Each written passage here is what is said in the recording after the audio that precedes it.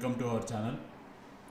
Telangana group 1 2024కి సంబంధించి ఇవాళ అన్ని ప్రముఖ తెలుగు దినపత్రికలు అయితే న్యూస్ రావడం జరిగింది. సో అందులో నుంచి మనం ఇంపార్టెంట్ న్యూస్ కవర్ చేసిన పేపర్ని ప్రస్తుతం చూడబోతున్నాము. మీ అందరికీ తెలుసు, గ్రూప్ 1 మెయిన్స్ మీద దాదాపు చాలా కేసులు అయితే ఫైల్ అయ్యాయి. అవి గత 2 రోజుల నుంచి ధర్మాసనం బెంచ్ ముందుకు అయితే రావడం జరుగుతుంది. ఇవాళ కూడా హియరింగ్ అయితే ఉంది. బహుశా ఇవాటితోటి వాదనలు పూర్తయి జడ్జిమెంట్ రిజర్వ్ ఏమైనా కావచ్చు, చెప్పలేము, మరి చూడాలి. ఎందుకంటే మళ్ళీ హాలిడేస్ కూడా ఉన్నాయి కాబట్టి చూద్దాం మరి ఏం జరుగుతుందో. సో ఇక బ్యానర్ హెడ్డింగ్ వచ్చేప్పటికి ప్రిలిమ్స్ మెయిన్స్కి వేర్వేరు హాల్ టికెట్లు ఎందుకు ఇచ్చారు, నోటిఫికేషన్ విరుద్ధంగా గ్రూప్ 1 పరీక్ష నిర్వహణ, మార్కులు తగ్గడంపై వినతి పత్రం ఇస్తే కేసు పెట్టారు. సో టాపిక్లోకి వెళ్తే, అభ్యర్థుల లాగిన్లో పలు మార్పులు ఉన్నాయి. ముఖ్యంగా అభ్యర్థుల లాగిన్లో పలుమార్లు మార్కులు మారాయి. హైకోర్టులో పిటిషనర్ల తరఫున అడ్వకేట్ వాదనలు, విచారణ నేటికి వాయిదా. టీజీపీఎస్సీ జారీ చేసిన నోటిఫికేషన్కి విరుద్ధంగా గ్రూప్ 1 మెయిన్స్ పరీక్షలు నిర్వహించారని పిటిషనర్ల తరఫున న్యాయవాది హైకోర్టుకు నివేదించారు. వాల్యుయేషన్లో అవకతవకలు జరిగాయంటూ దాఖలైన 4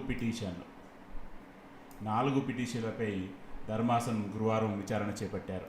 పిటిషనర్ తరఫున సీనియర్ న్యాయవాది వాదన వినిపిస్తూ గ్రూప్ 1 నోటిఫికేషన్లో ప్రిలిమ్స్కు మెయిన్స్కు వేర్వేరు హాల్ టికెట్లు జారీ చేస్తామని ఎక్కడ ప్రస్తావించలేదని చెప్పారు. వెబ్ నోట్లో కూడా ఈ విషయాన్ని ప్రస్తావించలేదన్నారు. వారంలో మెయిన్స్ జరుగుతున్నాయనగా కొత్త నెంబర్లతోటి హాల్ టికెట్ జారీ అయ్యాయి అన్నారు.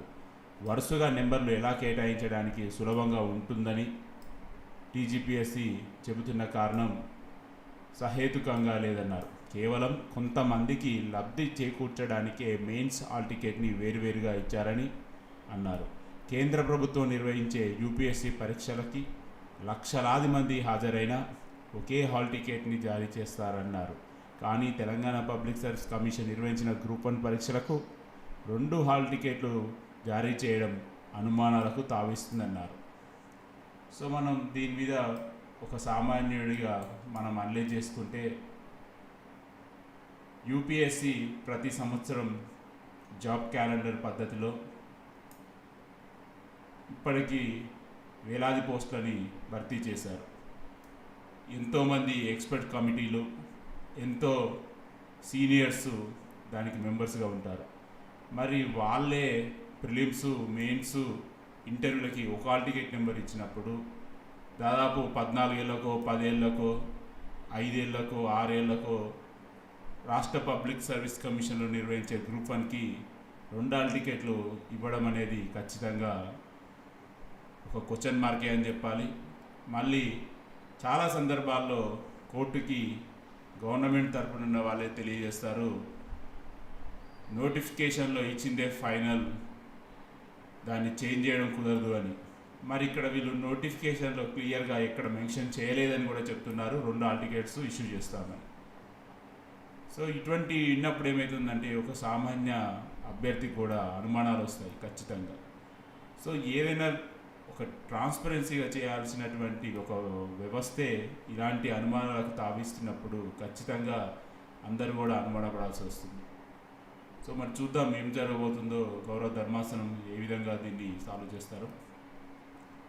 10 మంది అదనంగా ఎలా వచ్చారు, పరీక్షలకు హాజరైన అభ్యర్థుల సంఖ్యని ప్రకటించడంలోనూ సర్వీస్ కమిషన్ వేర్వేరు సందర్భాలలో వేర్వేరు లెక్క చెప్పిందని అడ్వకేట్ అయితే పేర్కొన్నారు. గ్రూప్ 1 పరీక్షలు పూర్తి కాగానే 21,075 మంది పరీక్షలు రాశారని చెప్పి ఆ తర్వాత 21,085 మంది అని చెప్పడంపై అనుమానాలు ఉన్నాయన్నారు. ఈ 10 మంది అదనంగా ఎలా వచ్చారన్న దానిపై స్పష్టత ఇవ్వట్లేదని అన్నారు. ఇది చాలా పెద్ద ప్రశ్న అని మనం చెప్పుకోవాలి. గతంలో తెలంగాణ గ్రూప్ 1 ప్రిలిమ్స్ 2.0 వర్షన్లో దాదాపు 24+ ఓఎంఆర్లు ఎక్కువ వచ్చాయని చెప్పేసి ఆ రోజులో ఉన్నటువంటి కొంతమంది వ్యక్తులు కోర్టుని అప్రోచ్ కావడంతో ప్రిలిమ్స్ని రద్దు చేసిన విషయం మీ అందరికీ తెలిసిందే. సో అక్కడ కూడా ఓఎంఆర్లు ఎక్కువ వచ్చాయి, బయోమెట్రిక్ అని రెండు ఉంటాయి కాన్సెప్ట్స్, బట్ ఓఎంఆర్ ఎక్కువ వచ్చాయి అనేది కూడా ఫ్యాక్ట్. సో నెంబర్స్ మేబీ అటు ఇటు ఉండొచ్చు, బట్ అలాంటిది ఆల్రెడీ గతంలో జరిగిన తప్పిదాన్ని మళ్ళీ ఇప్పుడు వీళ్ళు రిపీట్ చేయడం అంటే ఖచ్చితంగా పెద్ద అనుమానానికి తావిచ్చినట్టే. 10 మంది అంటే ఒక్కరు వచ్చినా ఎక్కువ, అది తప్పే. తప్పు 100 మంది చేసినా ఒకరు చేసినా తప్పే. మరి ఈ 10 మందిని వీళ్ళు ఎలా సమర్థించుకుంటారో, ఎలా ముందుకు పోతుందో చూడాలి. మరి కోటి ఉమెన్స్ కాలేజీలో పురుషులకి టాయిలెట్ లేనందున వారి అభ్యర్థన మేరకు మహిళలనే కేటాయించామని టీజీపీఎస్సీ చెప్తుంది. అలాంటప్పుడు మిగిలిన మహిళా కాలేజీలో పురుషులు స్త్రీలు ఎలా పరీక్ష రాశారన్నాడు. అక్కడ కేవలం మహిళనే ఎందుకు కేటాయించలేదన్నారు. ఇటీవల జరిగిన యూపీఎస్సీ పరీక్షల్లోనూ కోటి ఉమెన్స్ కాలేజీలో పెట్టారని, పురుషులు మహిళలను ఇద్దరు హాజరుపరిచారని, ఈ కేటాయింపుల్లో గూడుపుటాని ఉందని, అందుకని కోటి మహిళా కాలేజీలో 2 సెంటర్లోనూ రాసిన పరీక్ష మహిళలు ఎక్కువ మంది అర్హత సాధించారని, ముందు వెనుక కూర్చున్న వారికి పక్కపక్కన ఉన్న వారికి ఒకే రకమైన మార్కులు రావడం బట్టి చూస్తే మూల్యాంకనంలో అవకతవకలు జరిగేది స్పష్టమవుతుంది అన్నారు. నిజంగా ఈ ఒక న్యూస్ విన్నప్పుడు మళ్ళీ సమాజం ఎటుపోతుందా అని చెప్పేసి మనం ఆలోచించాలి. ఎందుకంటే సిటీలో దాదాపు 45 నుంచి 46 ఎగ్జామినేషన్ సెంటర్లు, అందులో ఎక్స్క్లూజివ్ ఒక 6 నుంచి 8 మహిళా కళాశాలలు కేటాయించారు ఎగ్జామ్ సెంటర్లుగా. అందులో 2 సెంటర్లు ఎస్పెషల్లీ కోటి ఉమెన్స్ కాలేజీలలో టాయిలెట్స్ ఓన్లీ ఉమెన్స్కి అనుకూలంగా ఉన్నాయి, మెన్స్కి అనుకూలంగా లేవని చెప్పేసి అక్కడ మెన్స్ని అలో చేయలేదని, మిగతా 6 ఉమెన్స్ కాలేజీలలో పురుషులు మహిళని అలో చేశారు అని వీళ్ళు చెప్తున్నారు. ఇది చాలా చాలా చాలా ఒక రకమైన వ్యవస్థని మళ్ళీ ఎక్కడికో తీసుకోబోతుంది అనుకోవాలి. ఎందుకంటే 6 మహిళా కాలేజీలలో అందరి మహిళల్ని అలో చేస్తే అది ఖచ్చితంగా ఒక మంచి పరిణామం అనుకోవచ్చు. కానీ కేవలం 2 కళాశాలలో మహిళల్ని అలో చేసి మిగతా 6 కాలేజీలలో ఇద్దరిని అలో చేయడం అన్నది నిజంగా మిగతా వారిని కూడా ఒక రకంగా ఇబ్బంది పెట్టినట్టే. ఇక మనం దాని తెలుగులో ఎన్ని చెప్పినా వేస్ట్. కానీ ఎందుకంటే అందరినీ సమానంగా చూడాలని కాన్స్టిట్యూషన్ చెప్తుంది. ఒక కాన్స్టిట్యూషనల్ బాడీ అందరినీ సమానంగా చూడకపోతే ఇంకెవరు చూస్తారు? సో ఇది మరి ఖచ్చితంగా వాళ్ళే సమాధానం చెప్పాలి. ఏదైనా సమాజాన్ని మళ్ళీ ఒక రకంగా ఇబ్బంది పెడుతున్నారని మనం అనుకోవచ్చు. ఎందుకంటే ఇటువంటి ఒక సెన్సిటివ్ మ్యాటర్స్ని కూడా ఇంత పెద్దగా తీసుకొచ్చేసి దాన్ని ఇలా చేసే విధంగా ఒక వ్యవస్థలు చేయడం అనేది ఖచ్చితంగా వాళ్ళు ఆలోచించుకోవాలి వాళ్ళే. ఎందుకంటే అంత మేధావులు, అంత ఎక్స్పర్ట్స్ కాబట్టి ఇలా 2 సెంటర్లకి ఒక రూలు, మిగతా వాళ్ళందరికీ ఒక రూల్ ఇచ్చి ఒక వ్యవస్థలో మళ్ళీ ఒక రకమైన ఆందోళన క్రియేట్ చేయడం తప్ప ఏం లేదు. చూద్దాం మరి ఏం జరుగుతుందో. మార్కులు తగ్గడంపై వినతి పత్రం ఇస్తే కేసు పెట్టారు. ఫలితాల వెల్లడిలోనూ అవకతవకలు జరిగాయని పిటిషనర్ తరఫున న్యాయవాది కోర్టుకు దృష్టి తెచ్చారు. వెబ్సైట్లో ప్రొవిజనల్ ఫలితాలు వెల్లడించలేదన్నారు. అభ్యర్థులు లాగిన్ అయిన సబ్జెక్టు వారీగా మార్కులు తెలుసుకోవాలని అన్నారు. అయితే ఈ మధ్య పలుమార్లు లోపల మార్కులు మారిపోయాయని, మార్కులు తగ్గడంపై వినతి పత్రం ఇస్తే అవి నకిలీవంటూ బెదిరించి క్రిమినల్ కేసు పెట్టారన్నారు. వాదనలు పూర్తి కాకపోవడంతో న్యాయమూర్తి విచారణను శుక్రవారం వాయిదా వేస్తూ వేలాది మంది అభ్యర్థుల నియామకాల కోసం ఎదురు చూస్తున్నారని, శుక్రవారంతో వాదనలు ముగించాలని న్యాయమూర్తి న్యాయవాదులకి సూచించారు. సో ఓవరాల్గా ఇక్కడ ఒక ఇంట్రెస్టింగ్ పాయింట్ చెప్పుకోవాలి. ఏంటంటే తెలంగాణ మూమెంట్లో 100 మార్కులు హైయెస్ట్ అంటే ఒక అభ్యర్థికి 122 వచ్చాయని చెప్తున్నారు.